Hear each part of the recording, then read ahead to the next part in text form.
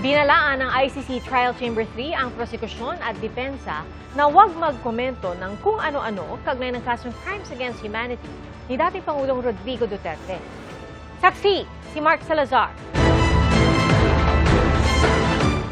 Sa maiksing pagdinig kanina ng International Criminal Court o ICC tungkol sa Crimes Against Humanity case ni dating Pangulong Rodrigo Duterte, winarningan ng Trial Chamber 3 ang mga abogado ng magkabilang panig na huwag nagkokomento sa media ng kung ano-ano tungkol sa kaso. The appropriate forum for counsel to raise matters is in the courtroom.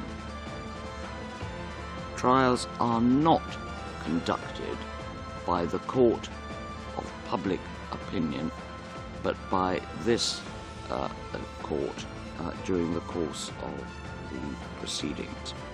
Ang warning na ito ay bunsod ng mga interview na ibinigay ng dating abogado ni dating Pangulong Rodrigo Duterte na si Attorney Nicholas Kaufman. Kabilang ang mga komento niya laban sa desisyon ng Appeals Court noong isang taon na nagkukumpirma ng jurisdiction sa kaso ni Duterte. Sinita na siya noon ng Appeals Court. Kaufman gave at least 2 interviews commenting on the decision. Some of those comments were his personal view. In the light of this previous history, this trial chamber feels it incumbent to repeat the reminder or warning to all counsel in the case.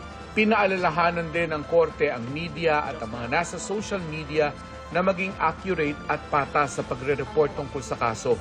Appears to have provoked suppliers of what is undoubtedly fake news. What we wish to emphasize is the need for the media to report to the public accurately and fairly what is said in court. Hindi dumalo sa pagdinig kanina si dating Pangulong Duterte, pero sa September 7, 2026, inaasahan ng Trial Chamber 3 na haharap na sa kanila si Duterte, maliban kung mapatutunayang hindi kaya ng kalusugan nito.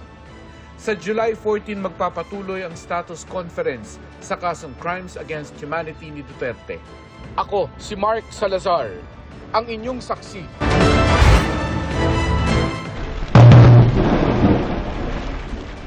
Biglang nagliwanag at animoy umulan ng baga nang tamaan ng kidlat ang isang poste sa Malabon. Nangyari raw yan sa gitna ng malakas na ulan noong linggo ayon sa may-ari ng dashcam video. Halos tamaan din daw ng kidlat ang kanyang kotse. At dahil sa insidente, nawala noon ng kuryente sa barangay Niugan.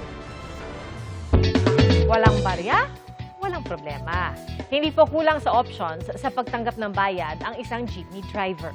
Ang kwento ng magkaibigang Reyomeo at Lindsay, 1,000 pisong cash ang hawak nila nang sumakay ng jeep at walang panukli rito. Pero hindi nila akalain na ang driver may e-wallet. Nagpadala na lang sila ng pamasahe. Kaya nasunod naman ng magkaibigan ang kasabihan, bayad muna, bago baba.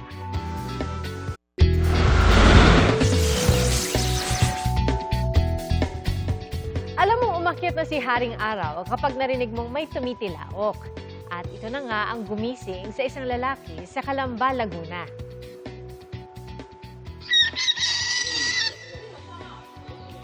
Pero mali! Dahil ang tilaok hindi pala galing sa manok, kundi sa alaga niyang si Diana, isang African lovebird. Ayon kay Care Decena Katigbak, nag-iwan siya ng cellphone sa kulungan para makunan ang paghuni nito. At sa 7 taon niyang pag-aalaga ng mga ibon, ngayon lang daw siya nakarinig ng lovebird na tumitilaok. Doon lang daw niya nalamang kaya rin palang manggaya ng tunog ang mga African lovebird. Pero hindi po gaya ng mga parrot, mas kaunti at simple lamang ang kayang gayahin ng mga African lovebird.